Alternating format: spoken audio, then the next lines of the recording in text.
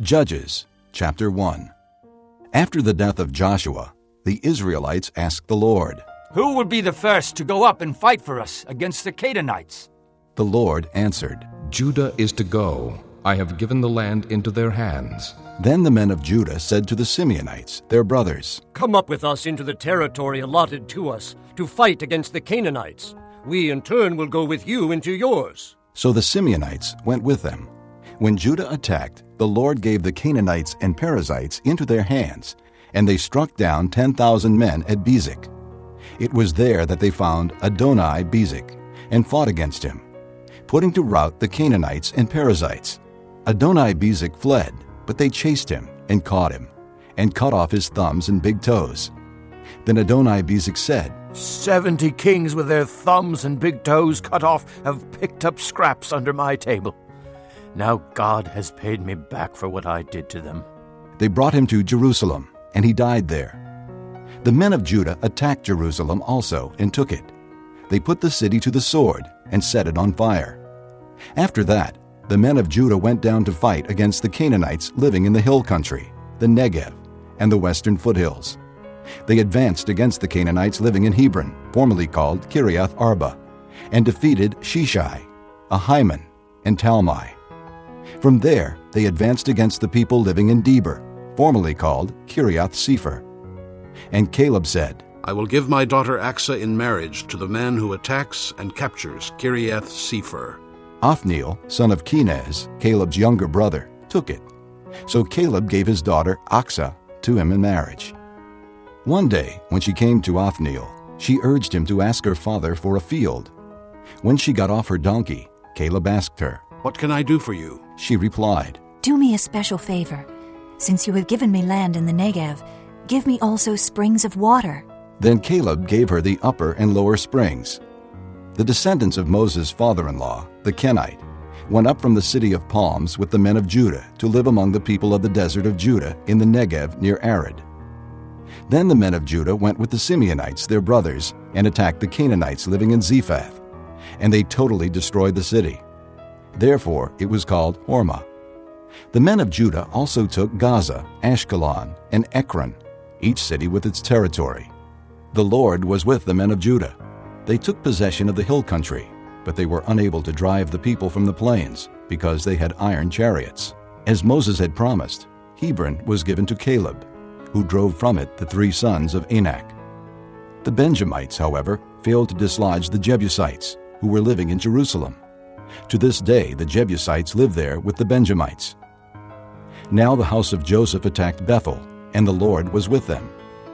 When they sent men to spy out Bethel, formerly called Luz, the spies saw a man coming out of the city, and they said to him, Show us how to get into the city, and we will see that you are treated well. So he showed them, and they put the city to the sword, but spared the man and his whole family. He then went to the land of the Hittites, where he built a city, and called it Luz, which is its name to this day. But Manasseh did not drive out the people of Beth-shan, or Taanach, or Dor, or Ibleam, or Megiddo, and their surrounding settlements. For the Canaanites were determined to live in that land. When Israel became strong, they pressed the Canaanites into forced labor, but never drove them out completely. Nor did Ephraim drive out the Canaanites living in Gezer, but the Canaanites continued to live there among them. Neither did Zebulun drive out the Canaanites living in Kitron, or Nahalal, who remained among them. But they did subject them to forced labor. Nor did Asher drive out those living in Akko, or Sidon, or Alab, or Aksib, or Helba, or Aphek, or Rehob. And because of this, the people of Asher lived among the Canaanite inhabitants of the land. Neither did Naphtali drive out those living in Beth-Shemesh, or Beth-Anath. But the Naphtalites too lived among the Canaanite inhabitants of the land, and those living in Beth-Shemesh and Beth-Anath became forced laborers for them. The Amorites confined the Danites to the hill country, not allowing them to come down into the plain. And the Amorites were determined also to hold out in Mount Heriz, Ajalon, and Shaalbim. But when the power of the house of Joseph increased, they too were pressed into forced labor. The boundary of the Amorites was from Scorpion Pass to Selah and beyond. Chapter 2. The angel of the Lord went up from Gilgal to Bochim and said, I brought you up out of Egypt and led you into the land that I swore to give to your forefathers. I said, I will never break my covenant with you, and you shall not make a covenant with the people of this land, but you shall break down their altars. Yet you have disobeyed me. Why have you done this? Now therefore I tell you that I will not drive them out before you. They will be thorns in your sides, and their gods will be a snare to you. When the angel of the Lord had spoken these things to all the Israelites, the people wept aloud, and they called that place Bochim. There they offered sacrifices to the Lord. After Joshua had dismissed the Israelites, they went to take possession of the land, each to his own inheritance. The people served the Lord throughout the lifetime of Joshua and of the elders who outlived him and who had seen all the great things the Lord had done for Israel. Joshua, son of Nun, the servant of the Lord, died at the age of 110, and they buried him in the land of his inheritance, at Timnath-Heres, in the hill country of Ephraim, north of Mount Gaash. After that whole generation had been gathered to their fathers, another generation grew up, who knew neither the Lord nor what he had done for Israel. Then the Israelites did evil in the eyes of the Lord and served the Baals. They forsook the Lord, the God of their fathers, who had brought them out of Egypt. They followed and worshipped various gods of the peoples around them. They provoked the Lord to anger, because they forsook him and served Baal and the Ashtoreths. In his anger against Israel, the Lord handed them over to raiders who plundered them. He sold them to their enemies all around, whom they were no longer able to resist. Whenever Israel went out to fight, the hand of the Lord was against them to defeat them, just as he had sworn to them. They were in great distress. Then the Lord raised up judges who saved them out of the hands of these raiders. Yet they would not listen to their judges, but prostituted themselves to other gods and worshipped them. Unlike their fathers, they quickly turned from the way in which their fathers had walked, the way of obedience to the Lord's commands. Whenever the Lord raised up a judge for them, he was with the judge and saved them out of the hands of their enemies, as long as the judge lived. For the Lord had compassion on them as they groaned under those who oppressed and afflicted them. But when the judge died, the people returned to ways even more corrupt than those of their fathers, following other gods and serving and worshiping them. They refused to give up their evil practices and stubborn ways.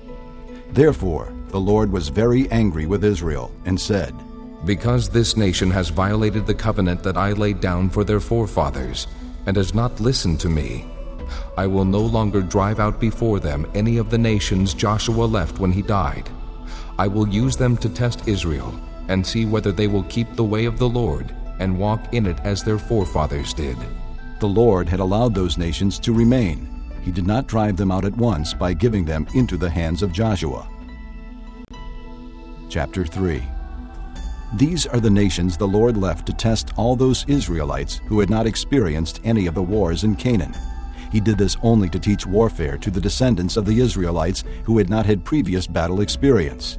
The 5 rulers of the Philistines, all the Canaanites, the Sidonians, and the Hivites living in the Lebanon mountains from Mount Baal-Hermon to Lebo-Hamath. They were left to test the Israelites to see whether they would obey the Lord's commands, which he had given their forefathers through Moses. The Israelites lived among the Canaanites, Hittites, Amorites, Perizzites, Hivites, and Jebusites.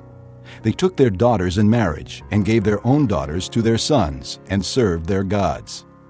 The Israelites did evil in the eyes of the Lord. They forgot the Lord their God and served the Baals and the Asherahs. The anger of the Lord burned against Israel, so that he sold them into the hands of Cushan-Rishathaim, king of Aram-Naharaim, to whom the Israelites were subject for 8 years.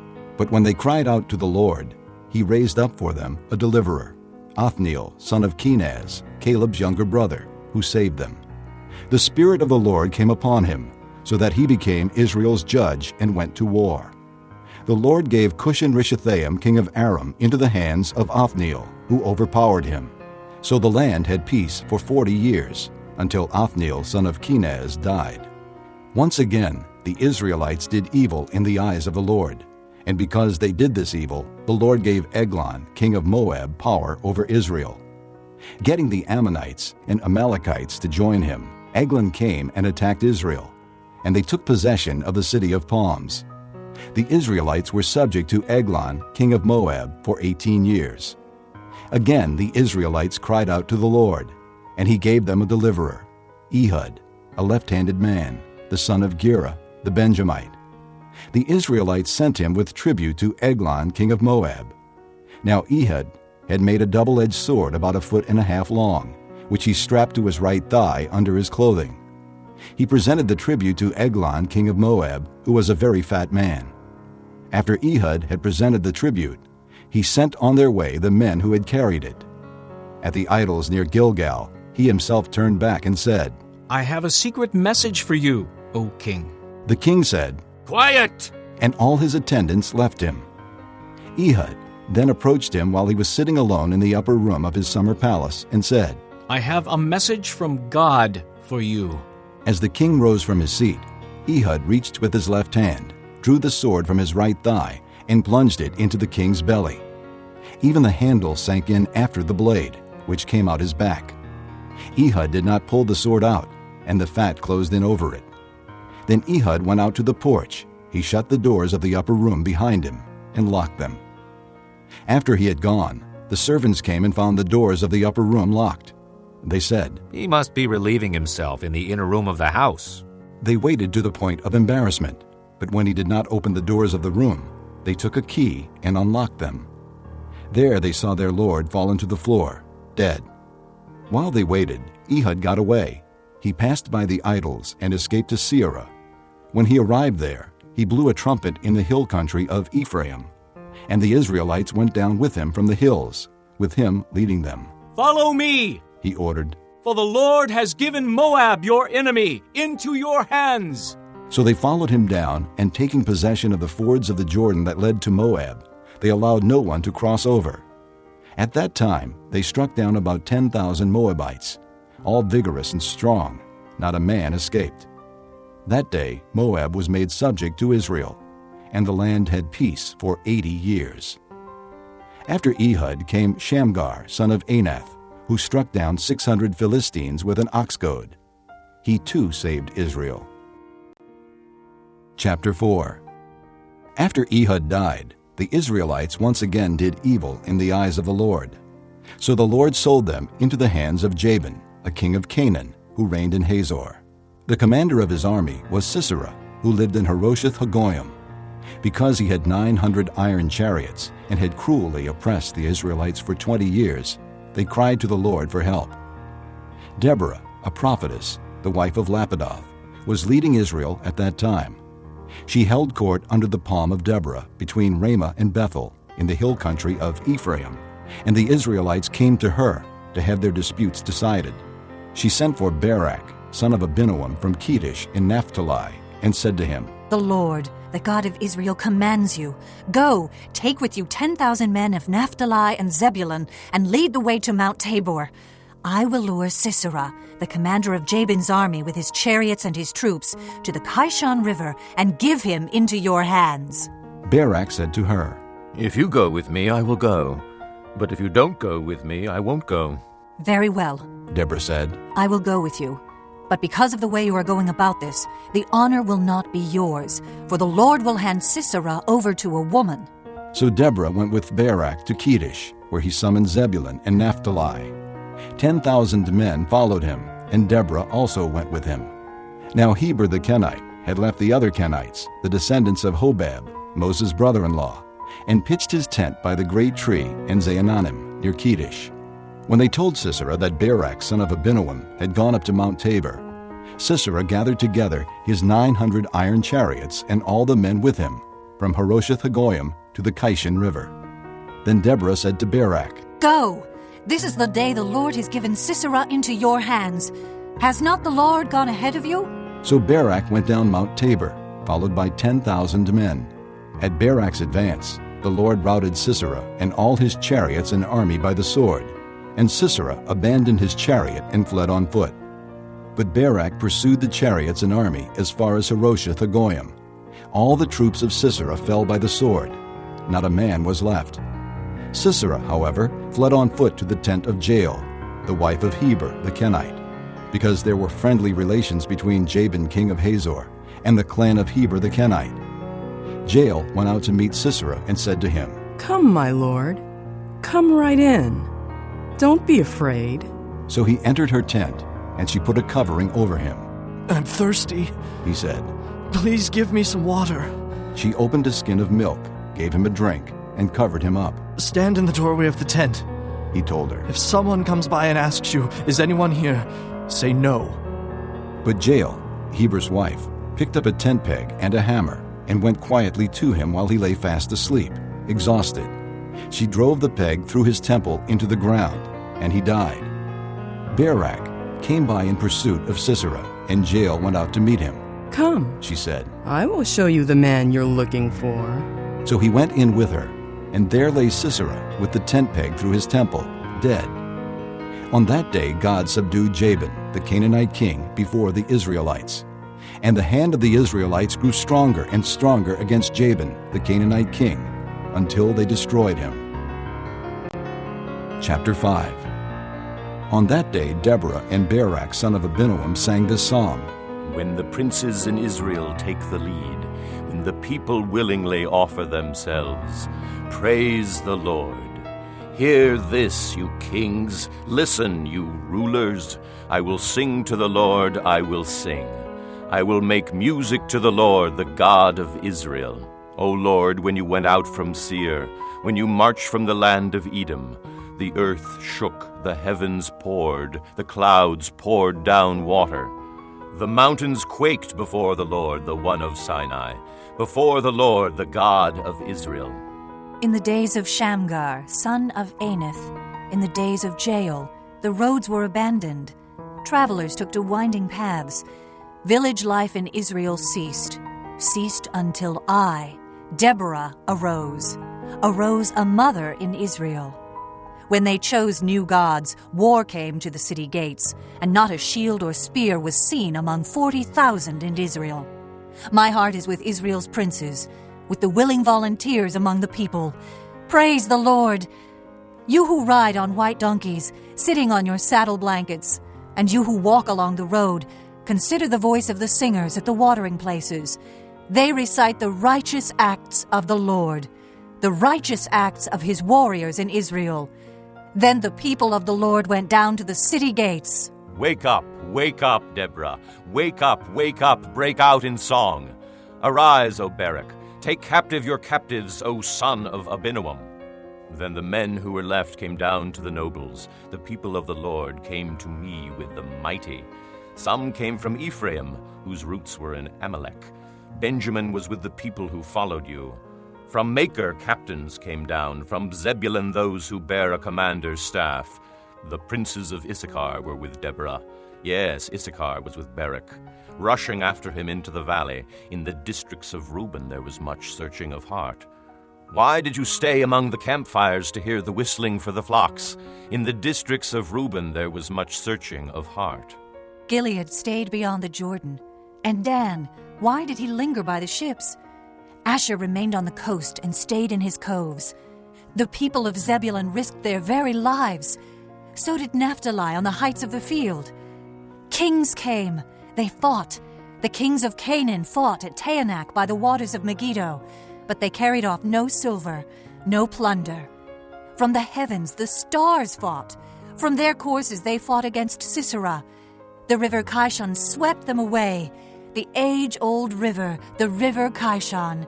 March on, my soul, be strong. Then thundered the horses' hooves. Galloping, galloping go his mighty steeds. Curse Meroz, said the angel of the Lord. Curse its people bitterly, because they did not come to help the Lord against the mighty. Most blessed of women be Jael, the wife of Heber the Kenite. Most blessed of tent-dwelling women. He asked for water, and she gave him milk. In a bowl fit for nobles she brought him curdled milk. Her hand reached for the tent peg, her right hand for the workman's hammer. She struck Sisera, she crushed his head, she shattered and pierced his temple. At her feet he sank, he fell, there he lay. At her feet he sank, he fell, where he sank there he fell, dead. Through the window peered Sisera's mother. Behind the lattice she cried out, "Why is his chariot so long in coming? Why is the clatter of his chariots delayed?" The wisest of her ladies answer her. Indeed, she keeps saying to herself, "Are they not finding and dividing the spoils, a girl or two for each man? Colorful garments as plunder for Sisera, colorful garments embroidered, highly embroidered garments for my neck, all this as plunder?" So may all your enemies perish, O Lord, but may they who love you be like the sun when it rises in its strength. Then the land had peace 40 years. Chapter 6. Again the Israelites did evil in the eyes of the Lord, and for 7 years he gave them into the hands of the Midianites. Because the power of Midian was so oppressive, the Israelites prepared shelters for themselves in mountain clefts, caves, and strongholds. Whenever the Israelites planted their crops, the Midianites, Amalekites, and other eastern peoples invaded the country. They camped on the land and ruined the crops all the way to Gaza, and did not spare a living thing for Israel, neither sheep nor cattle nor donkeys. They came up with their livestock and their tents like swarms of locusts. It was impossible to count the men and their camels. They invaded the land to ravage it. Midian so impoverished the Israelites that they cried out to the Lord for help. When the Israelites cried to the Lord because of Midian, he sent them a prophet who said, "This is what the Lord, the God of Israel, says. I brought you up out of Egypt, out of the land of slavery. I snatched you from the power of Egypt and from the hand of all your oppressors. I drove them from before you and gave you their land. I said to you, I am the Lord your God. Do not worship the gods of the Amorites in whose land you live. But you have not listened to me." The angel of the Lord came and sat down under the oak in Ophrah that belonged to Joash the Abiezrite, where his son Gideon was threshing wheat in a winepress to keep it from the Midianites.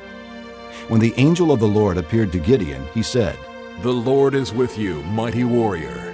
"But, sir," Gideon replied, "if the Lord is with us, why has all this happened to us? Where are all his wonders that our fathers told us about when they said, 'Did not the Lord bring us up out of Egypt?' But now the Lord has abandoned us and put us into the hand of Midian." The Lord turned to him and said, "Go in the strength you have, and save Israel out of Midian's hand. Am I not sending you?" "But Lord," Gideon asked, "how can I save Israel? My clan is the weakest in Manasseh, and I am the least in my family." The Lord answered, "I will be with you, and you will strike down all the Midianites together." Gideon replied, "If now I have found favor in your eyes, give me a sign that it is really you talking to me. Please do not go away until I come back and bring my offering and set it before you."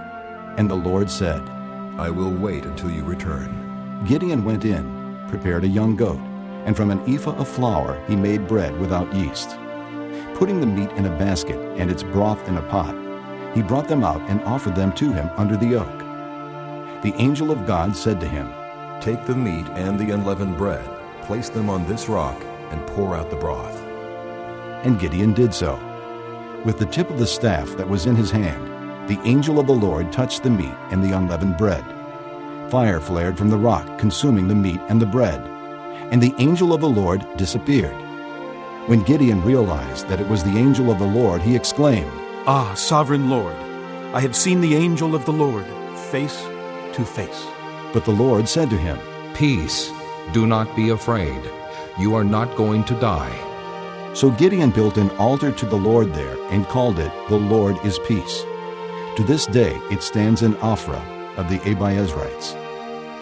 That same night the Lord said to him, "Take the second bull from your father's herd, the one 7 years old. Tear down your father's altar to Baal, and cut down the Asherah pole beside it. Then build a proper kind of altar to the Lord your God on the top of this height. Using the wood of the Asherah pole that you cut down, offer the second bull as a burnt offering." So Gideon took 10 of his servants and did as the Lord told him. But because he was afraid of his family and the men of the town, he did it at night rather than in the daytime. In the morning when the men of the town got up, there was Baal's altar, demolished, with the Asherah pole beside it cut down, and the second bull sacrificed on the newly built altar. They asked each other, "Who did this?" When they carefully investigated, they were told, Gideon, son of Joash, did it. The men of the town demanded of Joash, "Bring out your son. He must die, because he has broken down Baal's altar and cut down the Asherah pole beside it." But Joash replied to the hostile crowd around him, Are you going to plead Baal's cause? Are you trying to save him? Whoever fights for him shall be put to death by morning. If Baal really is a god, he can defend himself when someone breaks down his altar. So that day they called Gideon Jerubbaal, saying, Let Baal contend with him. Because he broke down Baal's altar. Now all the Midianites, Amalekites, and other eastern peoples joined forces and crossed over the Jordan and camped in the valley of Jezreel. Then the Spirit of the Lord came upon Gideon, and he blew a trumpet, summoning the Abiezrites to follow him. He sent messengers throughout Manasseh, calling them to arms, and also into Asher, Zebulun, and Naphtali, so that they too went up to meet them. Gideon said to God, If you will save Israel by my hand as you have promised, look, I will place a wool fleece on the threshing floor. If there is dew only on the fleece and all the ground is dry, then I will know that you will save Israel by my hand as you said. And that is what happened. Gideon rose early the next day. He squeezed the fleece and wrung out the dew, a bowlful of water. Then Gideon said to God, Do not be angry with me. Let me make just one more request. Allow me one more test with the fleece. This time, make the fleece dry and the ground covered with dew. That night God did so. Only the fleece was dry. All the ground was covered with dew. Chapter 7. Early in the morning, Jerubbaal, that is Gideon, and all his men camped at the spring of Harod. The camp of Midian was north of them in the valley near the hill of Moreh. The Lord said to Gideon, You have too many men for me to deliver Midian into their hands. In order that Israel may not boast against me that her own strength has saved her, announce now to the people, anyone who trembles with fear may turn back and leave Mount Gilead. So 22,000 men left, while 10,000 remained. But the Lord said to Gideon, There are still too many men. Take them down to the water, and I will sift them for you there. If I say, This one shall go with you, he shall go. But if I say, This one shall not go with you, he shall not go. So Gideon took the men down to the water. There the Lord told him, Separate those who lap the water with their tongues like a dog, from those who kneel down to drink. 300 men lapped with their hands to their mouths. All the rest got down on their knees to drink. The Lord said to Gideon, With the 300 men that lapped, I will save you and give the Midianites into your hands. Let all the other men go, each to his own place. So Gideon sent the rest of the Israelites to their tents, but kept the 300, who took over the provisions and trumpets of the others. Now the camp of Midian lay below him in the valley. During that night, the Lord said to Gideon, Get up, go down against the camp, because I am going to give it into your hands.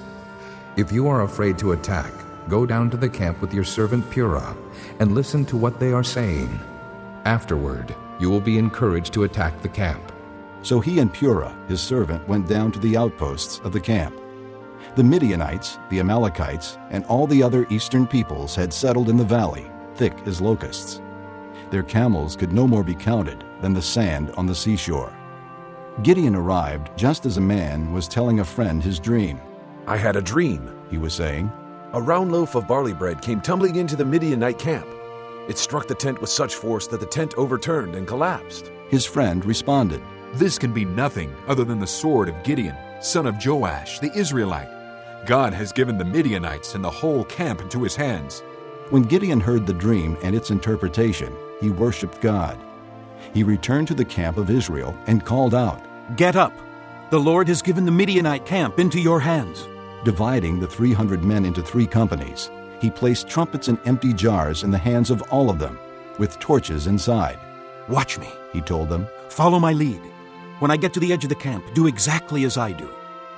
When I and all who are with me blow our trumpets, then from all around the camp blow yours and shout, For the Lord and for Gideon. Gideon and the 100 men with him reached the edge of the camp at the beginning of the middle watch, just after they had changed the guard. They blew their trumpets and broke the jars that were in their hands. The 3 companies blew the trumpets and smashed the jars.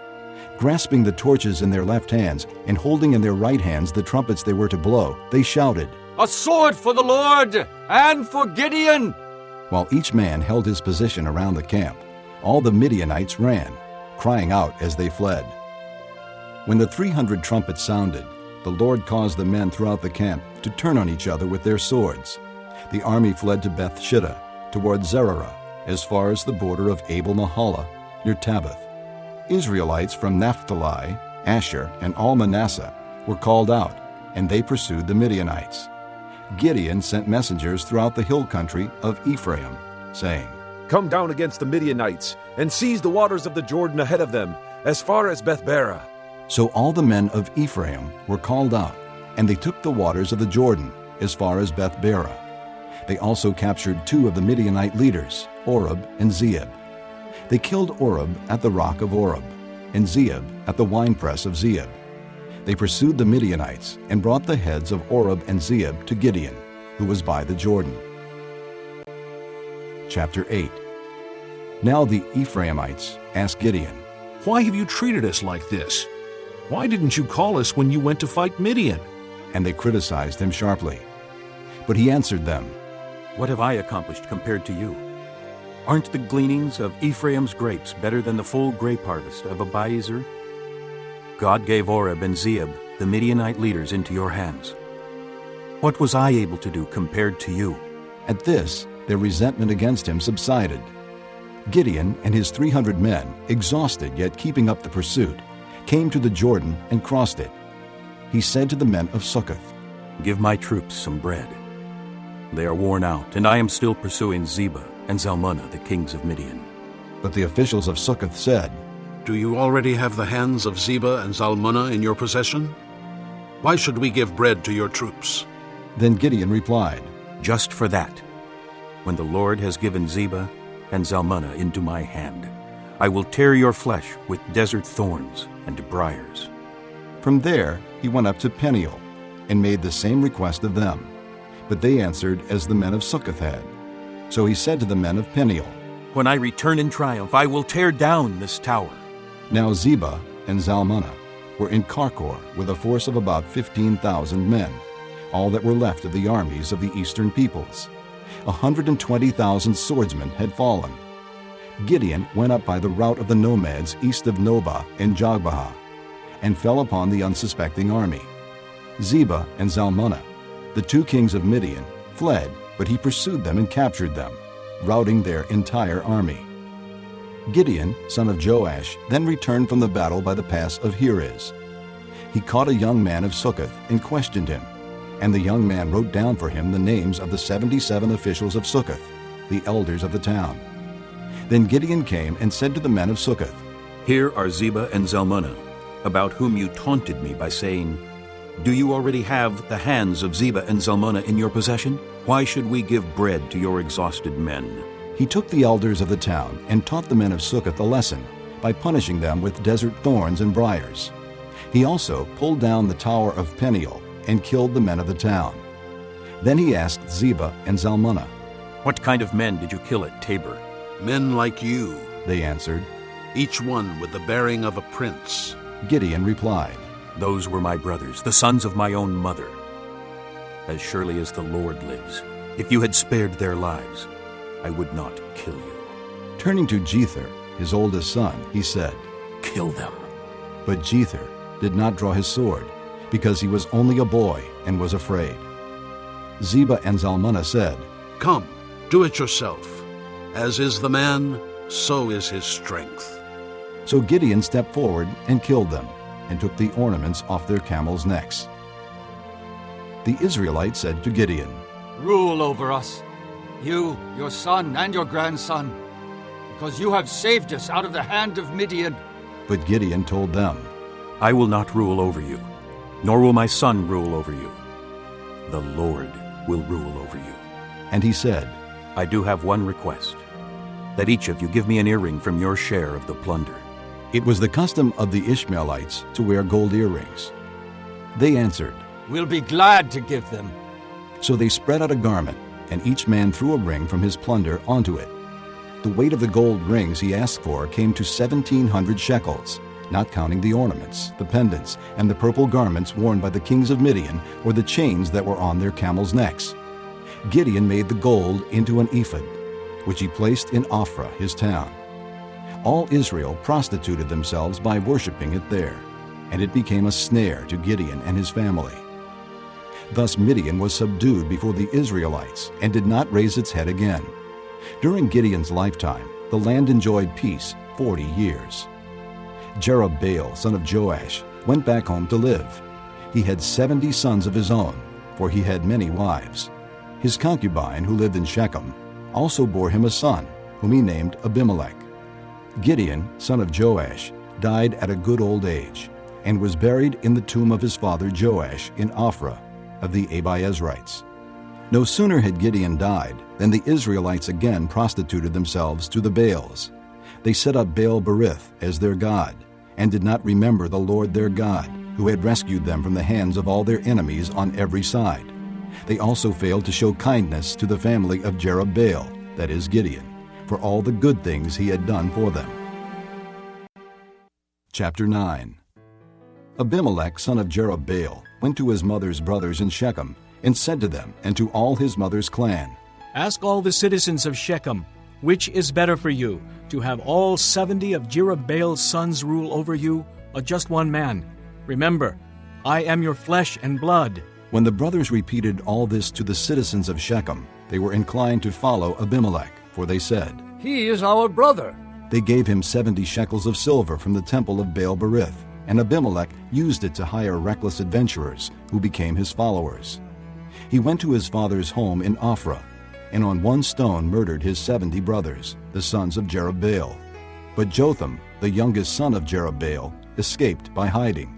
Then all the citizens of Shechem and Beth Millo gathered beside the great tree at the pillar in Shechem to crown Abimelech king. When Jotham was told about this, he climbed up on the top of Mount Gerizim and shouted to them, "Listen to me, citizens of Shechem, so that God may listen to you. One day the trees went out to anoint a king for themselves. They said to the olive tree, 'Be our king.' But the olive tree answered, 'Should I give up my oil by which both gods and men are honored to hold sway over the trees?' Next the trees said to the fig tree, 'Come and be our king.' But the fig tree replied, 'Should I give up my fruit, so good and sweet, to hold sway over the trees?' Then the trees said to the vine, 'Come and be our king.' But the vine answered, 'Should I give up my wine, which cheers both gods and men, to hold sway over the trees?' Finally, all the trees said to the thorn bush, 'Come and be our king.' The thorn bush said to the trees, 'If you really want to anoint me king over you, come and take refuge in my shade. But if not, then let fire come out of the thorn bush and consume the cedars of Lebanon. Now if you have acted honorably and in good faith when you made Abimelech king, and if you have been fair to Jerubbaal and his family, and if you have treated him as he deserves, and to think that my father fought for you, risked his life to rescue you from the hand of Midian, but today you have revolted against my father's family, murdered his 70 sons on a single stone, and made Abimelech, the son of his slave girl, king over the citizens of Shechem because he is your brother. If then you have acted honorably and in good faith toward Jerubbaal and his family today, may Abimelech be your joy, and may you be his too. But if you have not, let fire come out from Abimelech and consume you, citizens of Shechem and Beth Millo. And let fire come out from you, citizens of Shechem and Beth Millo, and consume Abimelech." Then Jotham fled, escaping to Beer, and he lived there because he was afraid of his brother Abimelech. After Abimelech had governed Israel 3 years, God sent an evil spirit between Abimelech and the citizens of Shechem, who acted treacherously against Abimelech. God did this in order that the crime against Jerubbaal's 70 sons, the shedding of their blood, might be avenged on their brother Abimelech and on the citizens of Shechem, who had helped him murder his brothers. In opposition to him, these citizens of Shechem set men on the hilltops to ambush and rob everyone who passed by. And this was reported to Abimelech. Now Gaal, son of Ehud, moved with his brothers into Shechem, and its citizens put their confidence in him.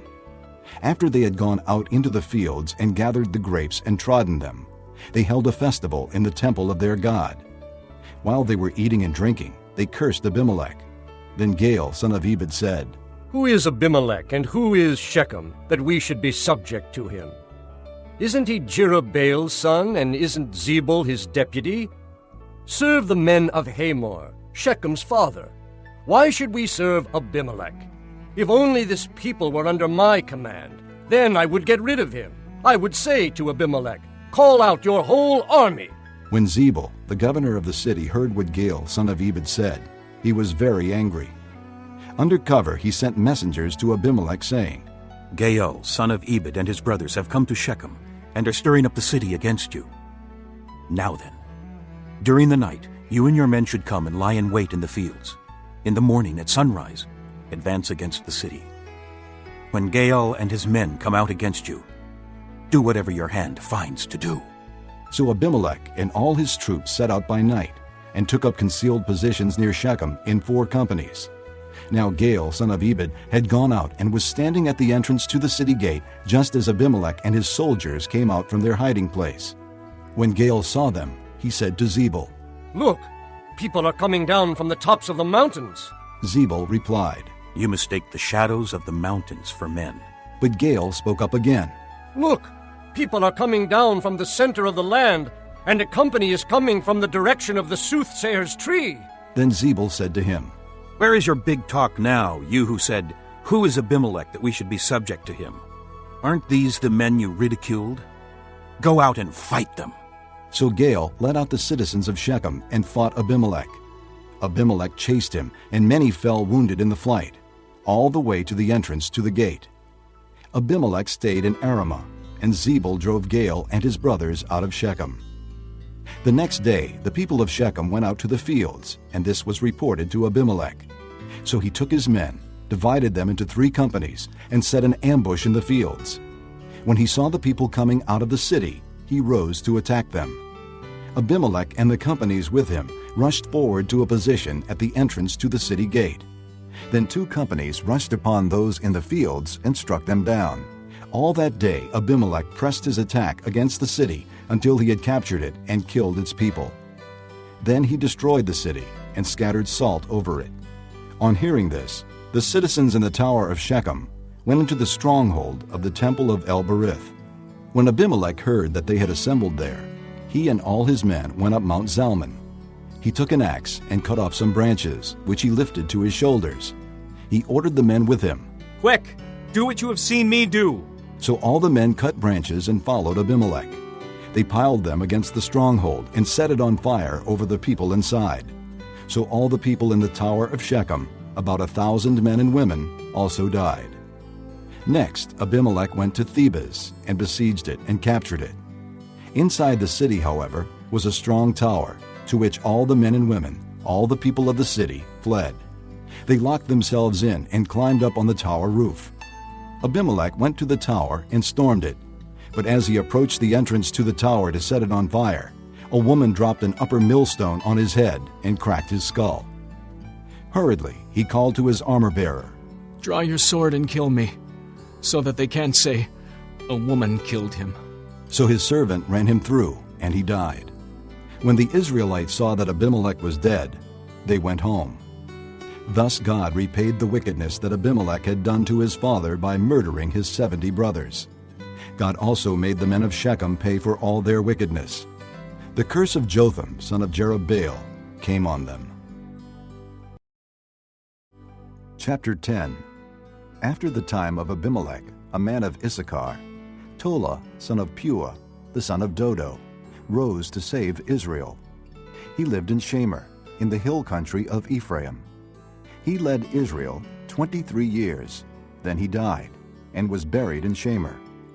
He was followed by Jair of Gilead, who led Israel 22 years. He had 30 sons, who rode 30 donkeys.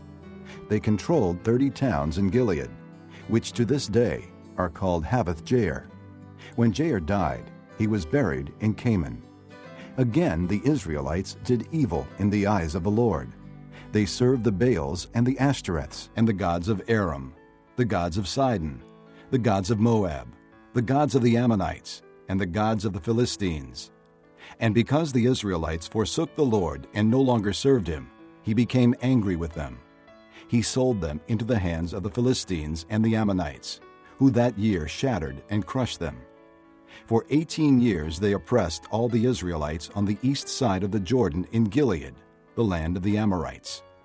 The Ammonites also crossed the Jordan to fight against Judah, Benjamin, and the house of Ephraim, and Israel was in great distress. Then the Israelites cried out to the Lord, "We have sinned against you, forsaking our God and serving the Baals." The Lord replied, When the Egyptians, the Amorites, the Ammonites, the Philistines, the Sidonians, the Amalekites, and the Maonites oppressed you, and you cried to me for help, did I not save you from their hands? But you have forsaken me and served other gods. So I will no longer save you. Go and cry out to the gods you have chosen. Let them save you when you are in trouble. But the Israelites said to the Lord, "We have sinned. Do with us whatever you think best, but please rescue us now." Then they got rid of the foreign gods among them and served the Lord, and he could bear Israel's misery no longer. When the Ammonites were called to arms and camped in Gilead, the Israelites assembled and camped at Mizpah. The leaders of the people of Gilead said to each other, "Whoever will launch the attack against the Ammonites will be the head of all those living in Gilead." Chapter 11. Jephthah, the Gileadite, was a mighty warrior. His father was Gilead. His mother was a prostitute. Gilead's wife also bore him sons, and when they were grown up, they drove Jephthah away. "You are not going to get any inheritance in our family," they said, "because you are the son of another woman." So Jephthah fled from his brothers and settled in the land of Tob, where a group of adventurers gathered around him and followed him. Sometime later, when the Ammonites made war on Israel, the elders of Gilead went to get Jephthah from the land of Tob. "Come," they said, "be our commander, so we can fight the Ammonites." Jephthah said to them, "Didn't you hate me and drive me from my father's house? Why do you come to me now when you're in trouble?" The elders of Gilead said to him, "Nevertheless, we are turning to you now.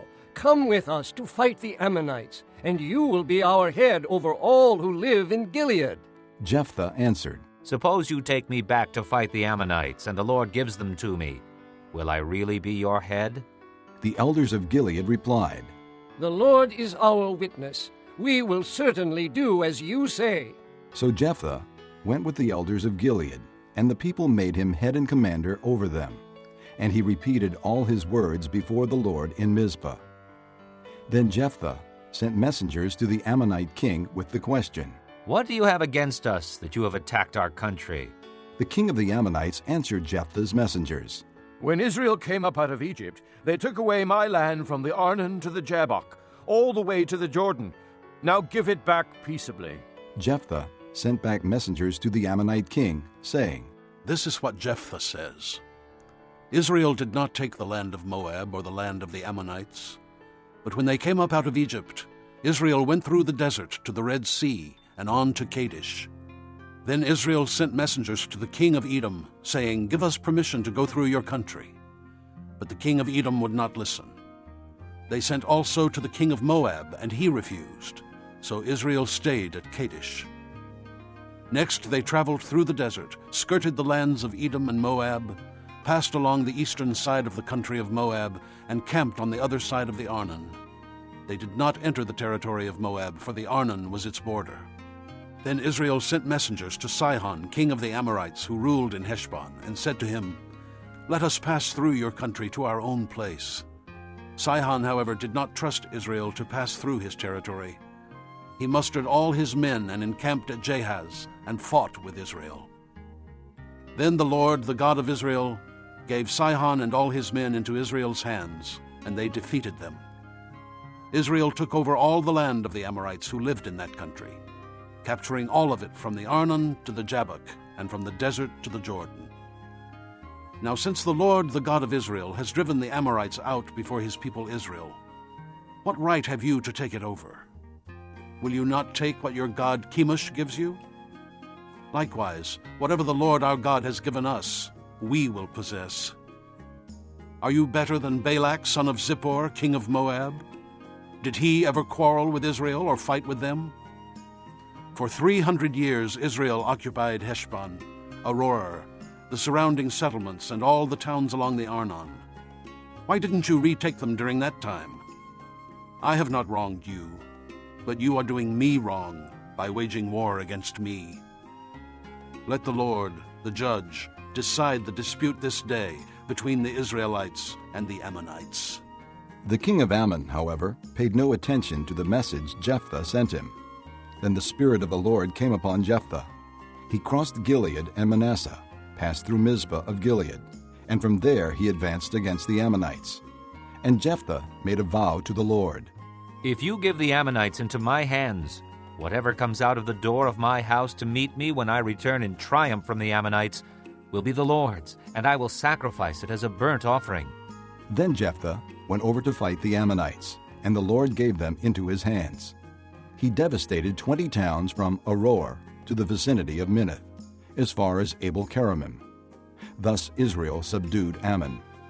When Jephthah returned to his home in Mizpah, who should come out to meet him but his daughter, dancing to the sound of tambourines? She was an only child. Except for her, he had neither son nor daughter. When he saw her, he tore his clothes and cried, "Oh, my daughter, you have made me miserable and wretched, because I have made a vow to the Lord that I cannot break." "My father," she replied, "you have given your word to the Lord. Do to me just as you promised, now that the Lord has avenged you of your enemies, the Ammonites. But grant me this one request," she said. "Give me 2 months to roam the hills and weep with my friends, because I will never marry."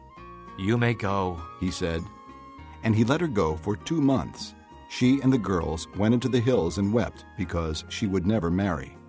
After the 2 months, she returned to her father, and he did to her as he had vowed. And she was a virgin. From this comes the Israelite custom that each year the young women of Israel go out for 4 days to commemorate the daughter of Jephthah the Gileadite. Chapter 12. The men of Ephraim called out their forces, crossed over to Zaphon, and said to Jephthah, "Why did you go to fight the Ammonites without calling us to go with you? We're going to burn down your house over your head." Jephthah answered, "I and my people were engaged in a great struggle with the Ammonites, and although I called, you didn't save me out of their hands. When I saw that you wouldn't help, I took my life in my hands and crossed over to fight the Ammonites, and the Lord gave me the victory over them. Now, why have you come up today to fight me?" Jephthah then called together the men of Gilead and fought against Ephraim. The Gileadites struck them down because the Ephraimites had said, "You Gileadites are renegades from Ephraim and Manasseh." The Gileadites captured the fords of the Jordan leading to Ephraim, and whenever a survivor of Ephraim said, "Let me cross over," the men of Gilead asked him, "Are you an Ephraimite?" If he replied, "No," they said, "All right, say Shibboleth." If he said, "Sibboleth," because he could not pronounce the word correctly, they seized him and killed him at the fords of the Jordan. 42,000 Ephraimites were killed at that time. Jephthah led Israel 6 years. Then Jephthah the Gileadite died and was buried in a town in Gilead. After him, Ibzan of Bethlehem led Israel. He had 30 sons and 30 daughters. He gave his daughters away in marriage to those outside his clan, and for his sons he brought in 30 young women as wives from outside his clan. Ibzan led Israel 7 years. Then Ibzan died and was buried in Bethlehem. After him, Elon the Zebulunite led Israel 10 years. Then Elon died and was buried in Ajalon in the land of Zebulun. After him, Abdon, son of Hillel, from Pirathon, led Israel. He had 40 sons and 30 grandsons who rode on 70 donkeys. He led Israel 8 years. Then Abdon, son of Hillel, died and was buried at Pirathon in Ephraim, in the hill country of the Amalekites. Chapter 13. Again the Israelites did evil in the eyes of the Lord. So the Lord delivered them into the hands of the Philistines for 40 years. A certain man of Zorah named Manoah from the clan of the Danites, had a wife who was sterile and remained childless. The angel of the Lord appeared to her and said, "You are sterile and childless, but you are going to conceive and have a son. Now see to it that you drink no wine or other fermented drink, and that you do not eat anything unclean, because you will conceive and give birth to a son. No razor may be used on his head, because the boy is to be a Nazirite, set apart to God from birth, and he will begin the deliverance of Israel from the hands of the Philistines." Then the woman went to her husband and told him, "A man of God came to me. He looked like an angel of God, very awesome. I didn't ask him where he came from, and he didn't tell me his name. But he said to me, 'You will conceive and give birth to a son. Now then, drink no wine or other fermented drink, and do not eat anything unclean, because the boy will be a Nazirite of God from birth until the day of his death.'" Then Manoah prayed to the Lord, O Lord, I beg you, let the man of God you sent to us come again to teach us how to bring up the boy who is to be born. God heard Manoah, and the angel of God came again to the woman while she was out in the field. But her husband Manoah was not with her. The woman hurried to tell her husband, "He's here, the man who appeared to me the other day." Manoah got up and followed his wife. When he came to the man, he said, "Are you the one who talked to my wife?" "I am," he said. So Manoah asked him, "When your words are fulfilled, what is to be the rule for the boy's life and work?" The angel of the Lord answered, "Your wife must do all that I have told her. She must not eat anything that comes from the grapevine, nor drink any wine or other fermented drink, nor eat anything unclean. She must do everything I have commanded her." Manoah said to the angel of the Lord, "We would like you to stay until we prepare a young goat for you." The angel of the Lord replied, "Even though you detain me, I will not eat any of your food. But if you prepare a burnt offering, offer it to the Lord." Manoah did not realize that it was the angel of the Lord. Then Manoah inquired of the angel of the Lord, "What is your name, so that we may honor you when your word comes true?" He replied, "Why do you ask my name? It is beyond understanding." Then Manoah took a young goat, together with the grain offering, and sacrificed it on a rock to the Lord. And the Lord did an amazing thing while Manoah and his wife watched. As the flame blazed up from the altar toward heaven, the angel of the Lord ascended in the flame. Seeing this, Manoah and his wife fell with their faces to the ground. When the angel of the Lord did not show himself again to Manoah and his wife, Manoah realized that it was the angel of the Lord. "We are doomed to die," he said to his wife. "We have seen God." But his wife answered, "If the Lord had meant to kill us, he would not have accepted a burnt offering and grain offering from our hands, nor shown us all these things, or now told us this." The woman gave birth to a boy and named him Samson. He grew, and the Lord blessed him. And the Spirit of the Lord began to stir him while he was in Mahanadan, between Zorah and Eshtaol. Chapter 14. Samson went down to Timnah and saw there a young Philistine woman. When he returned, he said to his father and mother, "I have seen a Philistine woman in Timnah. Now get her for me as my wife." His father and mother replied, "Isn't there an acceptable woman among your relatives or among all our people? Must you go to the uncircumcised Philistines to get a wife?" But Samson said to his father, "Get her for me. She's the right one for me." His parents did not know that this was from the Lord, who was seeking an occasion to confront the Philistines, for at that time they were ruling over Israel. Samson went down to Timnah together with his father and mother. As they approached the vineyards of Timnah, suddenly a young lion came roaring toward him. The Spirit of the Lord came upon him in power, so that he tore the lion apart with his bare hands, as he might have torn a young goat. But he told neither his father nor his mother what he had done. Then he went down and talked with the woman, and he liked her. Some time later, when he went back to marry her, he turned aside to look at the lion's carcass. In it was a swarm of bees and some honey, which he scooped out with his hands and ate as he went along. When he rejoined his parents, he gave them some, and they too ate it. But he did not tell them that he had taken the honey from the lion's carcass. Now his father went down to see the woman, and Samson made a feast there, as was customary for bridegrooms. When he appeared, he was given 30 companions. "Let me tell you a riddle," Samson said to them. "If you can give me the answer within the 7 days of the feast, I will give you 30 linen garments and 30 sets of clothes. If you can't tell me the answer, you must give me 30 linen garments and 30 sets of clothes." "Tell us your riddle," they said. "Let's hear it." He replied, Out of the eater, something to eat. Out of the strong, something sweet. For 3 days they could not give the answer. On the 4th day, they said to Samson's wife, Coax your husband into explaining the riddle for us, or we will burn you and your father's household to death. Did you invite us here to rob us? Then Samson's wife threw herself on him, sobbing, You hate me. You don't really love me. You've given my people a riddle, but you haven't told me the answer. I haven't even explained it to my father or mother, he replied. So why should I explain it to you? She cried the whole 7 days of the feast. So on the 7th day he finally told her, because she continued to press him. She in turn explained the riddle to her people. Before sunset on the 7th day, the men of the town said to him, What is sweeter than honey? What is stronger than a lion? Samson said to them, If you had not plowed with my heifer, you would not have solved my riddle. Then the Spirit of the Lord came upon him in power.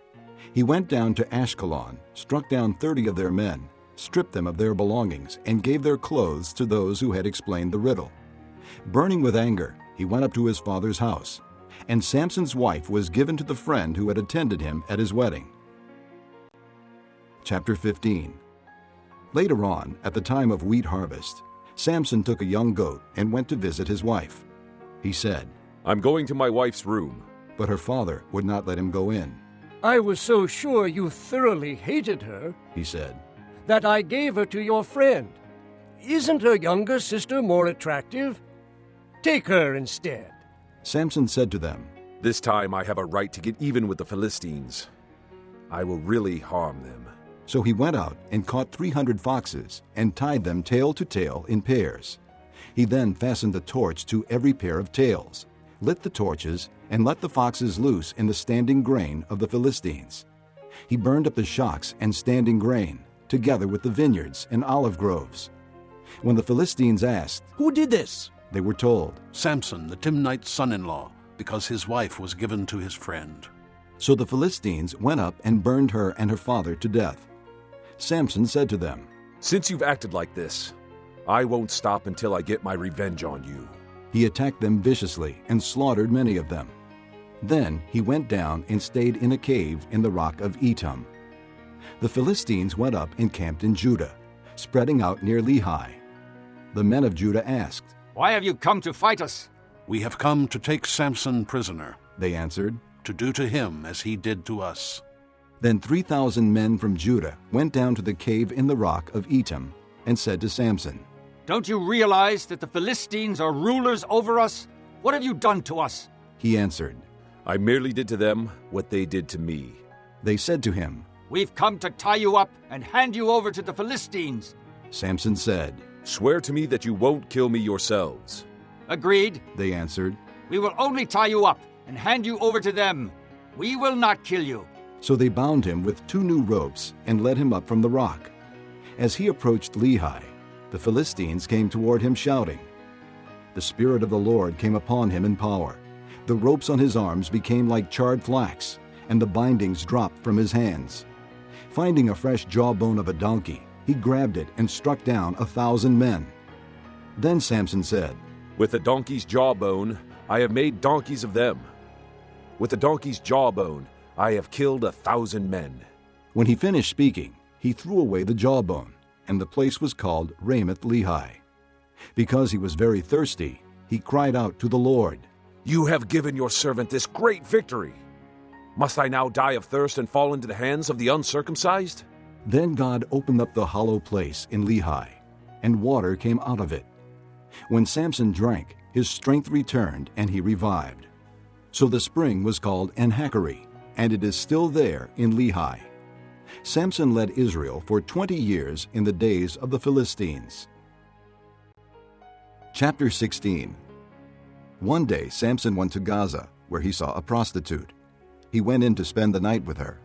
The people of Gaza were told, Samson is here! So they surrounded the place and lay in wait for him all night at the city gate. They made no move during the night, saying, At dawn we'll kill him. But Samson lay there only until the middle of the night. Then he got up and took hold of the doors of the city gate, together with the 2 posts, and tore them loose, bar and all. He lifted them to his shoulders and carried them to the top of the hill that faces Hebron. Some time later, he fell in love with a woman in the valley of Sorek, whose name was Delilah. The rulers of the Philistines went to her and said, "See if you can lure him into showing you the secret of his great strength, and how we can overpower him, so we may tie him up and subdue him. Each one of us will give you 1,100 shekels of silver." So Delilah said to Samson, "Tell me the secret of your great strength, and how you can be tied up and subdued." Samson answered her, "If anyone ties me with 7 fresh thongs that have not been dried, I'll become as weak as any other man." Then the rulers of the Philistines brought her 7 fresh thongs that had not been dried, and she tied him with them. With men hidden in the room, she called to him, "Samson, the Philistines are upon you." But he snapped the thongs as easily as a piece of string snaps when it comes close to a flame. So the secret of his strength was not discovered. Then Delilah said to Samson, "You've made a fool of me. You lied to me. Come now, tell me, how can you be tied?" He said, "If anyone ties me securely with new ropes that have never been used, I'll become as weak as any other man." So Delilah took new ropes and tied him with them. Then, with men hidden in the room, she called to him, "Samson, the Philistines are upon you." But he snapped the ropes off his arms as if they were threads. Delilah then said to Samson, "Until now you have been making a fool of me and lying to me. Tell me, how can you be tied?" He replied, "If you weave the 7 braids of my head into the fabric on the loom and tighten it with the pin, I'll become as weak as any other man." So while he was sleeping, Delilah took the 7 braids of his head, wove them into the fabric, and tightened it with the pin. Again she called to him, "Samson, the Philistines are upon you." He awoke from his sleep and pulled up the pin and the loom with the fabric. Then she said to him, "How can you say I love you when you won't confide in me? This is the 3rd time you have made a fool of me and haven't told me the secret of your great strength." With such nagging, she prodded him day after day until he was tired to death. So he told her everything. "No razor has ever been used on my head," he said, "because I have been a Nazirite set apart to God since birth. If my head were shaved, my strength would leave me, and I would become as weak as any other man." When Delilah saw that he had told her everything, she sent word to the rulers of the Philistines, "Come back once more. He has told me everything." So the rulers of the Philistines returned with the silver in their hands. Having put him to sleep on her lap, she called a man to shave off the 7 braids of his hair, and so began to subdue him. And his strength left him. Then she called, "Samson, the Philistines are upon you." He awoke from his sleep and thought, "I'll go out as before and shake myself free." But he did not know that the Lord had left him. Then the Philistines seized him, gouged out his eyes, and took him down to Gaza. Binding him with bronze shackles, they set him to grinding in the prison. But the hair on his head began to grow again after it had been shaved. Now the rulers of the Philistines assembled to offer a great sacrifice to Dagon their god and to celebrate, saying, "Our God has delivered Samson, our enemy, into our hands." When the people saw him, they praised their God, saying, "Our God has delivered our enemy into our hands, the one who laid waste our land and multiplied our slain." While they were in high spirits, they shouted, "Bring out Samson to entertain us." So they called Samson out of the prison, and he performed for them. When they stood him among the pillars, Samson said to the servant who held his hand, "Put me where I can feel the pillars that support the temple, so that I may lean against them." Now the temple was crowded with men and women. All the rulers of the Philistines were there, and on the roof were about 3,000 men and women watching Samson perform. Then Samson prayed to the Lord, "O sovereign Lord, remember me. O God, please strengthen me just once more, and let me with one blow get revenge on the Philistines for my 2 eyes." Then Samson reached toward the 2 central pillars on which the temple stood. Bracing himself against them, his right hand on the one and his left hand on the other, Samson said, "Let me die with the Philistines." Then he pushed with all his might, and down came the temple on the rulers and all the people in it. Thus he killed many more when he died than while he lived. Then his brothers and his father's whole family went down to get him. They brought him back and buried him between Zorah and Eshtaol in the tomb of Manoah his father. He had led Israel 20 years. Chapter 17. Now a man named Micah from the hill country of Ephraim said to his mother, "The 1,100 shekels of silver that were taken from you and about which I heard you utter a curse, I have that silver with me. I took it." Then his mother said, "The Lord bless you, my son." When he returned the 1,100 shekels of silver to his mother, she said, "I solemnly consecrate my silver to the Lord, for my son to make a carved image and to cast idol. I will give it back to you."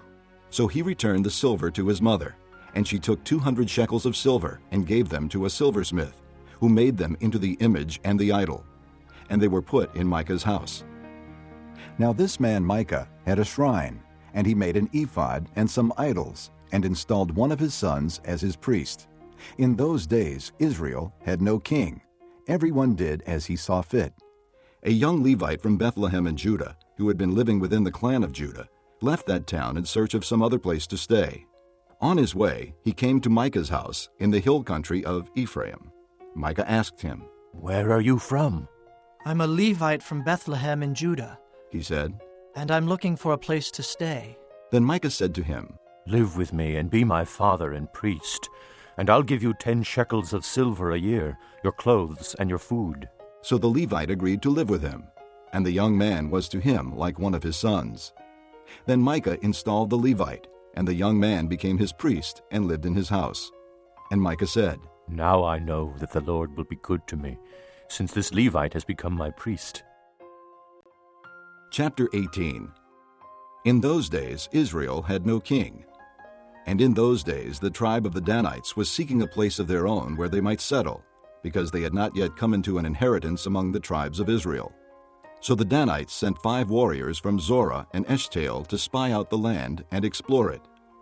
These men represented all their clans. They told them, "Go, explore the land." The men entered the hill country of Ephraim and came to the house of Micah, where they spent the night. When they were near Micah's house, they recognized the voice of the young Levite. So they turned in there and asked him, "Who brought you here? What are you doing in this place? Why are you here?" He told them what Micah had done for him and said, "He has hired me, and I am his priest." Then they said to him, "Please inquire of God to learn whether our journey will be successful." The priest answered them, "Go in peace. Your journey has the Lord's approval." So the 5 men left and came to Laish, where they saw that the people were living in safety, like the Sidonians, unsuspecting and secure. And since their land lacked nothing, they were prosperous. Also, they lived a long way from the Sidonians and had no relationship with anyone else. When they returned to Zorah and Eshtaol, their brothers asked them, "How did you find things?" They answered, "Come on, let's attack them. We have seen that the land is very good. Aren't you going to do something? Don't hesitate to go there and take it over. When you get there, you will find an unsuspecting people in a spacious land that God has put into your hands, a land that lacks nothing whatever." Then 600 men from the clan of the Danites, armed for battle, set out from Zorah and Eshtaol.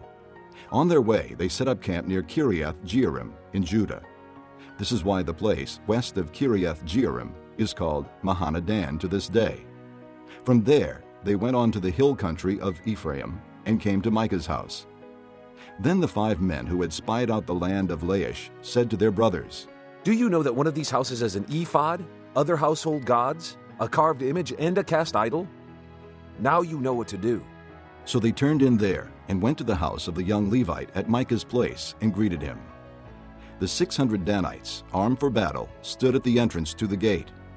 The 5 men who had spied out the land went inside and took the carved image, the ephod, the other household gods, and the cast idol, while the priest and the 600 armed men stood at the entrance to the gate. When these men went into Micah's house and took the carved image, the ephod, the other household gods, and the cast idol, the priest said to them, "What are you doing?" They answered him, "Be quiet. Don't say a word. Come with us and be our father and priest.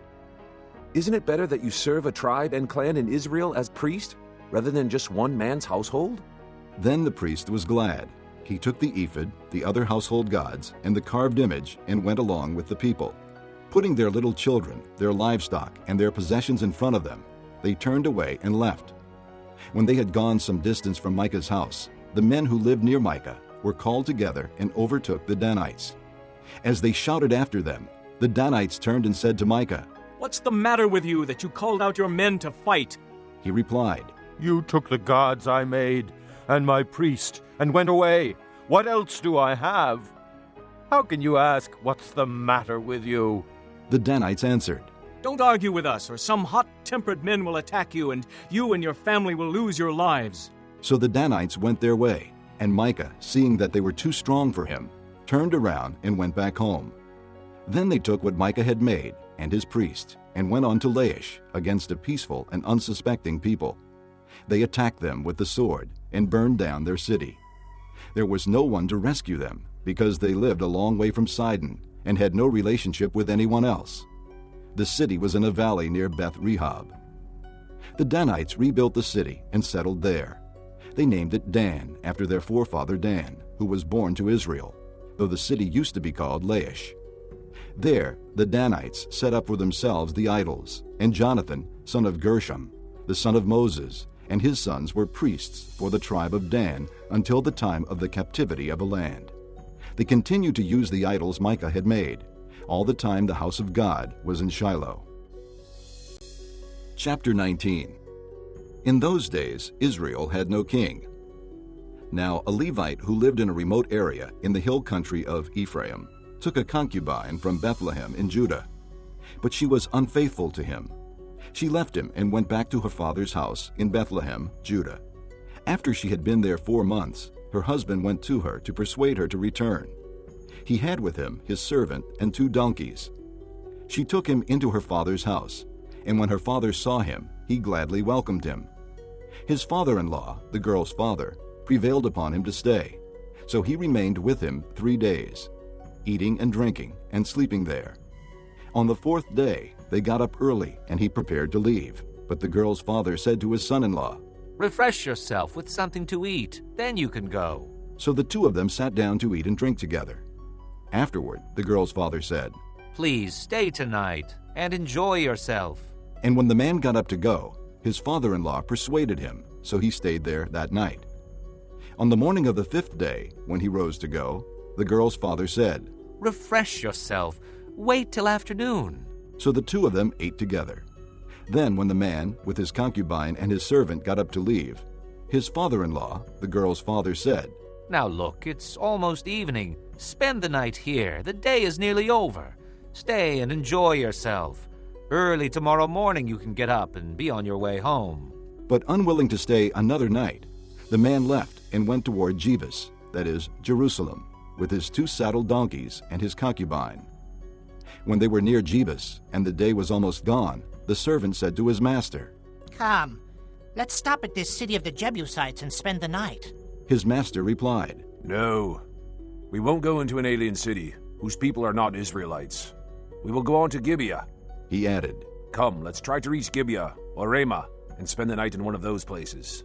So they went on, and the sun set as they neared Gibeah in Benjamin. There they stopped to spend the night. They went and sat in the city square, but no one took them into his home for the night. That evening, an old man from the hill country of Ephraim, who was living in Gibeah, the men of the place were Benjamites, came in from his work in the fields. When he looked and saw the traveler in the city square, the old man asked, Where are you going? Where did you come from? He answered, We are on our way from Bethlehem in Judah to a remote area in the hill country of Ephraim, where I live. I have been to Bethlehem in Judah, and now I'm going to the house of the Lord. No one has taken me into his house. We have both straw and fodder for our donkeys, and bread and wine for ourselves, your servants. Me, your maidservant, and the young man with us. We don't need anything. You are welcome at my house, the old man said. Let me supply whatever you need. Only don't spend the night in the square. So he took him into his house and fed his donkeys. After they had washed their feet, they had something to eat and drink. While they were enjoying themselves, some of the wicked men of the city surrounded the house. Pounding on the door, they shouted to the old man who owned the house, Bring out the man who came to your house so we can have sex with him. The owner of the house went outside and said to them, No, my friends, don't be so vile. Since this man is my guest, don't do this disgraceful thing. Look, here is my virgin daughter and his concubine. I will bring them out to you now, and you can use them and do to them whatever you wish. But to this man, don't do such a disgraceful thing." But the men would not listen to him. So the man took his concubine and sent her outside to them. And they raped her and abused her throughout the night. And at dawn they let her go. At daybreak the woman went back to the house where her master was staying, fell down at the door, and lay there until daylight. When her master got up in the morning and opened the door of the house and stepped out to continue on his way, there lay his concubine, fallen in the doorway of the house, with her hands on the threshold. He said to her, "Get up, let's go." But there was no answer. Then the man put her on his donkey and set out for home. When he reached home, he took a knife and cut up his concubine, limb by limb, into 12 parts, and sent them into all the areas of Israel. Everyone who saw it said, "Such a thing has never been seen or done, not since the day the Israelites came up out of Egypt. Think about it. Consider it. Tell us what to do." Chapter 20. Then all the Israelites from Dan to Beersheba and from the land of Gilead came out as one man and assembled before the Lord in Mizpah. The leaders of all the people of the tribes of Israel took their places in the assembly of the people of God, 400,000 soldiers armed with swords. The Benjamites heard that the Israelites had gone up to Mizpah. Then the Israelites said, "Tell us how this awful thing happened." So the Levite, the husband of the murdered woman, said, "I and my concubine came to Gibeah in Benjamin to spend the night. During the night the men of Gibeah came after me and surrounded the house, intending to kill me. They raped my concubine, and she died. I took my concubine, cut her into pieces, and set one piece to each region of Israel's inheritance, because they committed this lewd and disgraceful act in Israel. Now, all you Israelites, speak up and give your verdict." All the people rose as one man, saying, "None of us will go home. No, not one of us will return to his house. But now this is what we'll do to Gibeah. We'll go up against it as the lot directs. We'll take 10 men out of every 100 from all the tribes of Israel, and 100 from 1,000, and 1,000 from 10,000 to get provisions for the army. Then, when the army arrives at Gibeah in Benjamin, it can give them what they deserve for all this vileness done in Israel." So all the men of Israel got together and united as one man against the city. The tribes of Israel sent men throughout the tribe of Benjamin, saying, "What about this awful crime that was committed among you? Now surrender those wicked men of Gibeah so that we may put them to death and purge the evil from Israel." But the Benjamites would not listen to their fellow Israelites. From their towns they came together at Gibeah to fight against the Israelites. At once the Benjamites mobilized 26,000 swordsmen from their towns, in addition to 700 chosen men from those living in Gibeah. Among all these soldiers there were 700 chosen men who were left-handed, each of whom could sling a stone at a hair and not miss. Israel, apart from Benjamin, mustered 400,000 swordsmen, all of them fighting men. The Israelites went up to Bethel and inquired of God. They said, "Who of us shall go first to fight against the Benjamites?" The Lord replied, "Judah shall go first." The next morning the Israelites got up and pitched camp near Gibeah. The men of Israel went out to fight the Benjamites and took up battle positions against them at Gibeah. The Benjamites came out of Gibeah and cut down 22,000 Israelites on the battlefield that day. But the men of Israel encouraged one another and again took up their positions where they had stationed themselves the first day. The Israelites went up and wept before the Lord until evening, and they inquired of the Lord. They said, "Shall we go up again to battle against the Benjamites, our brothers?" The Lord answered, "Go up against them." Then the Israelites drew near to Benjamin the second day.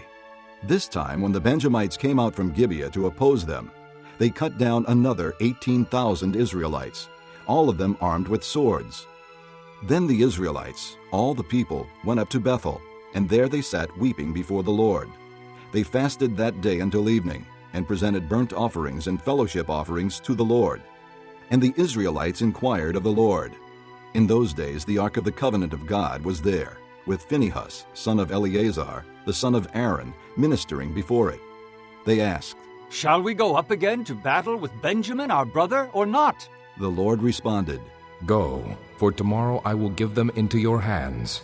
Then Israel set an ambush around Gibeah. they went up against the Benjamites on the third day and took up positions against Gibeah, as they had done before. The Benjamites came out to meet them and were drawn away from the city. They began to inflict casualties on the Israelites as before, so that about 30 men fell in the open field and on the roads, the one leading to Bethel and the other to Gibeah. While the Benjamites were saying, "We are defeating them as before," the Israelites were saying, "Let's retreat and draw them away from the city to the roads."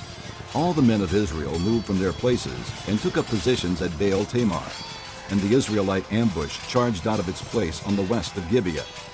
Then 10,000 of Israel's finest men made a frontal attack on Gibeah.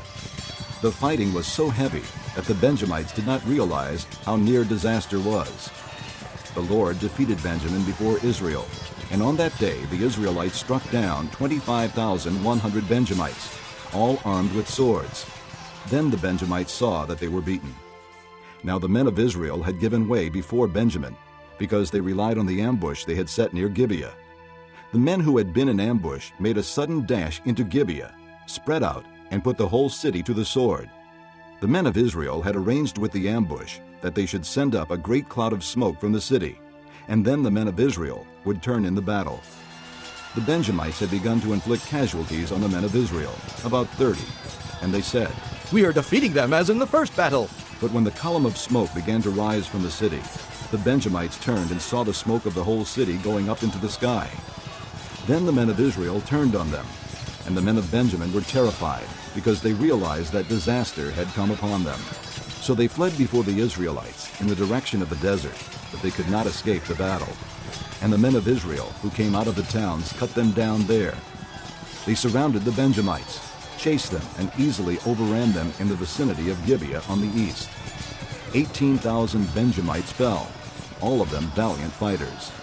As they turned and fled toward the desert to the rock of Rimmon, the Israelites cut down 5,000 men along the roads. They kept pressing after the Benjamites as far as Gideon, and struck down 2,000 more.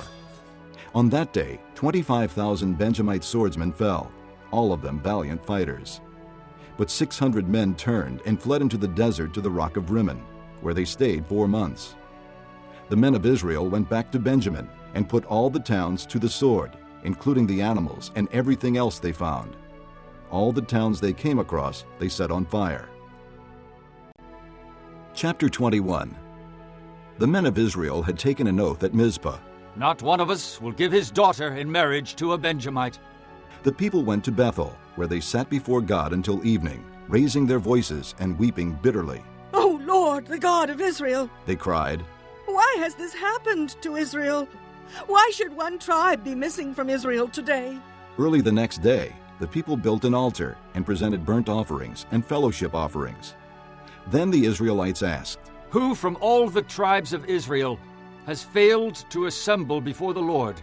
For they had taken a solemn oath that anyone who failed to assemble before the Lord at Mizpah should certainly be put to death. Now the Israelites grieved for their brothers, the Benjamites. "Today one tribe is cut off from Israel," they said. "How can we provide wives for those who are left, since we have taken an oath by the Lord not to give them any of our daughters in marriage?" Then they asked, "Which one of the tribes of Israel failed to assemble before the Lord at Mizpah?" They discovered that no one from Jabesh-Gilead had come to the camp for the assembly. For when they counted the people, they found that none of the people of Jabesh-Gilead were there. So the assembly sent 12,000 fighting men with instructions to go to Jabesh-Gilead and put to the sword those living there, including the women and children. "This is what you are to do," they said. "Kill every male and every woman who is not a virgin." They found among the people living in Jabesh-Gilead 400 young women who had never slept with a man, and they took them to the camp at Shiloh in Canaan. Then the whole assembly sent an offer of peace to the Benjamites at the rock of Rimmon. So the Benjamites returned at that time and were given the women of Jabesh-Gilead who had been spared, but there were not enough for all of them. The people grieved for Benjamin because the Lord had made a gap in the tribes of Israel. And the elders of the assembly said, "With the women of Benjamin destroyed, how shall we provide wives for the men who are left? The Benjamite survivors must have heirs," they said, "so that a tribe of Israel will not be wiped out.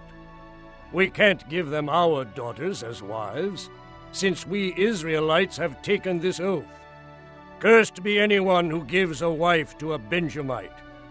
But look, there is the annual festival of the Lord in Shiloh, to the north of Bethel, and east of the road that goes from Bethel to Shechem, and to the south of Lebonah. So they instructed the Benjamites, saying, Go and hide in the vineyards and watch. When the girls of Shiloh come out to join in the dancing, then rush from the vineyards, and each of you seize a wife from the girls of Shiloh, and go to the land of Benjamin. When their fathers or brothers complain to us, we will say to them, Do us a kindness by helping them, because we did not get wives for them during the war, and you are innocent, since you did not give your daughters to them. So that is what the Benjamites did. While the girls were dancing, each man caught one and carried her off to be his wife. Then they returned to their inheritance and rebuilt the towns and settled in them. At that time the Israelites left that place and went home to their tribes and clans, each to his own inheritance. In those days Israel had no king. Everyone did as he saw fit. Ruth, chapter 1. In the days when the judges ruled, there was a famine in the land, and a man from Bethlehem in Judah, together with his wife and 2 sons, went to live for a while in the country of Moab. The man's name was Elimelech, his wife's name Naomi, and the names of his 2 sons were Mahlon and Chilion. They were Ephrathites from Bethlehem, Judah, and they went to Moab and lived there.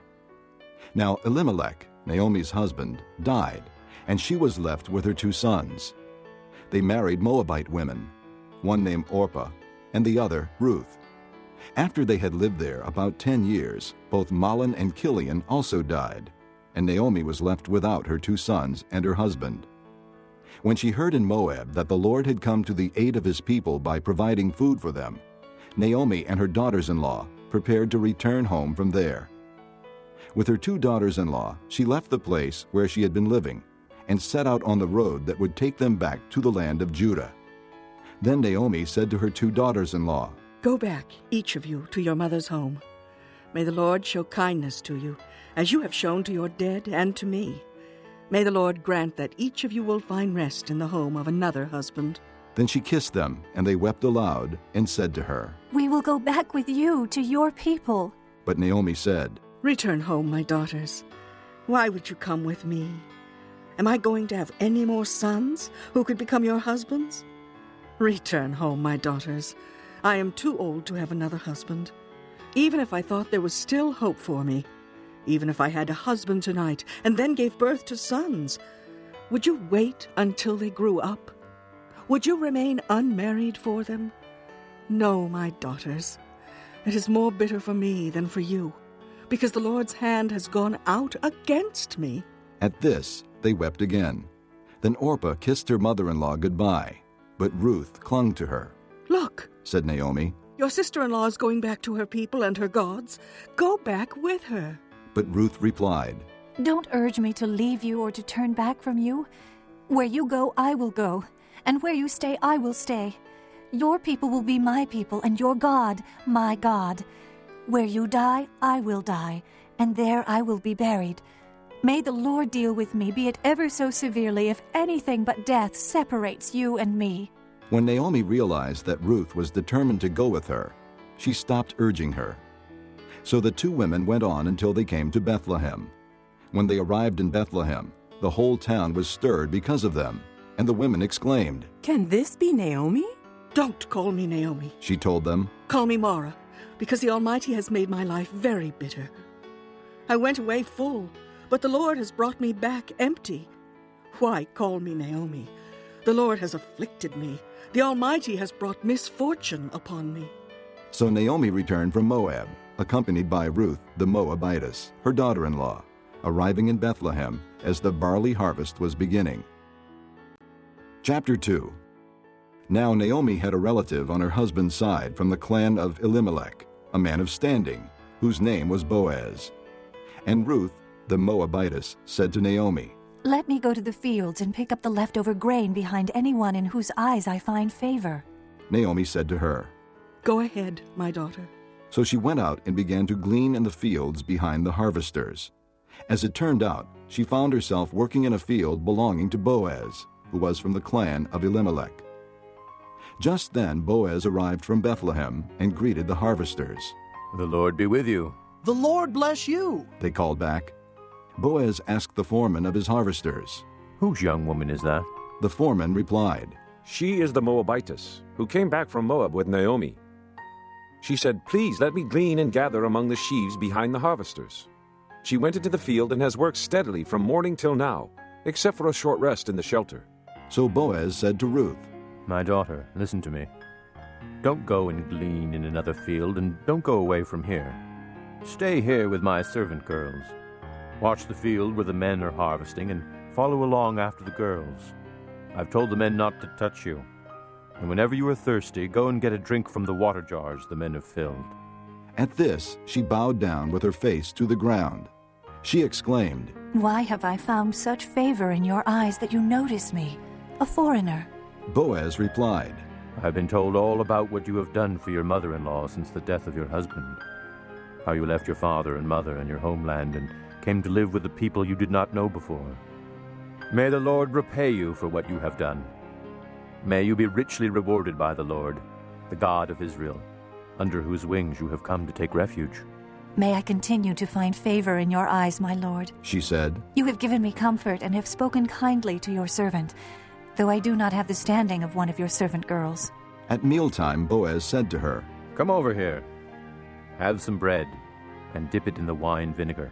When she sat down with the harvesters, he offered her some roasted grain. She ate all she wanted and had some left over. As she got up to glean, Boaz gave orders to his men. "Even if she gathers among the sheaves, don't embarrass her. Rather, pull out some stalks for her from the bundles and leave them for her to pick up, and don't rebuke her." So Ruth gleaned in the field until evening. Then she threshed the barley she had gathered, and it amounted to about an ephah.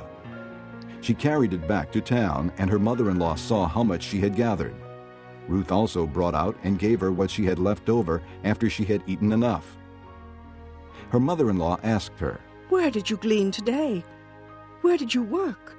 Blessed be the man who took notice of you." Then Ruth told her mother-in-law about the one at whose place she had been working. "The name of the man I worked with today is Boaz," she said. "The Lord bless him," Naomi said to her daughter-in-law. "He has not stopped showing his kindness to the living and the dead." She added, "That man is our close relative. He is one of our kinsmen redeemers." Then Ruth the Moabitess said, "He even said to me, 'Stay with my workers until they finish harvesting all my grain.'"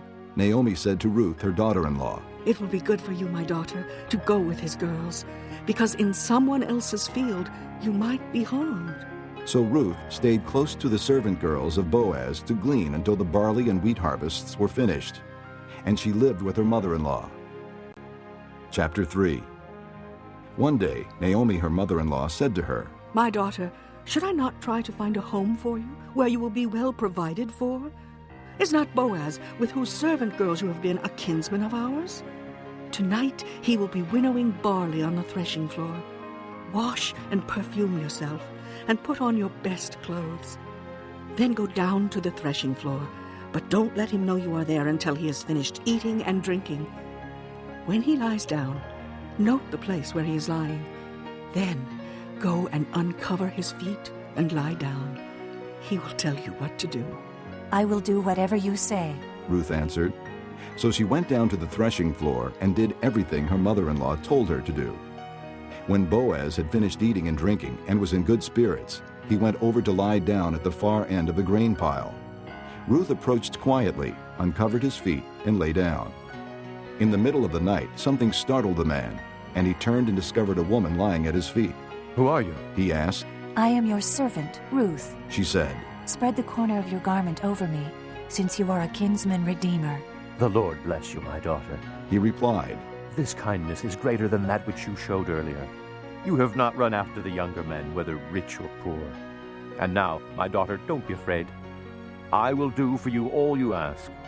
All my fellow townsmen know that you are a woman of noble character. Although it is true that I am near of kin, there is a kinsman redeemer nearer than I. Stay here for the night, and in the morning if he wants to redeem, good. let him redeem. But if he is not willing, as surely as the Lord lives, I will do it. Lie here until morning." So she lay at his feet until morning, but got up before anyone could be recognized. And he said, "Don't let it be known that a woman came to the threshing floor." He also said, "Bring me the shawl you are wearing and hold it out." When she did so, he poured into it 6 measures of barley and put it on her. Then he went back to town. When Ruth came to her mother-in-law, Naomi asked, "How did it go, my daughter?"